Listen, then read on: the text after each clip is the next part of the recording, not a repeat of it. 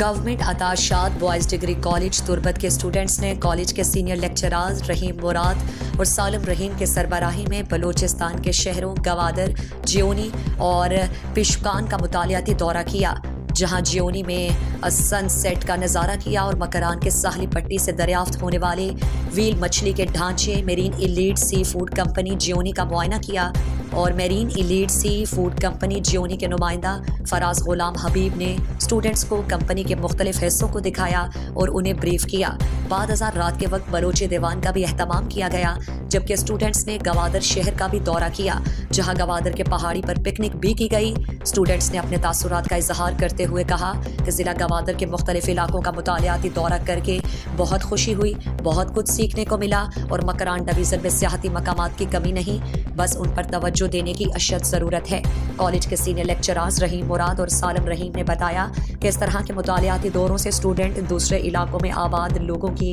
زندگی سے واقف ہوں گے، نئے لوگ اور نئی ثقافت سے ملیں گے، جس سے اسٹوڈنٹس کی ذہنی نشو و نما ہوگی اور دوسرے شہروں کے تہذیبوں سے واقفیت ہوگی۔ بعد ازاں گوادر کے نوجوان سماجی کارکن خدا داد بلوچ نے اسٹوڈنٹس کے لیے گوادر کی قدیم مشہور کیرموک ہوٹل میں ٹی پارٹی کا اہتمام کیا۔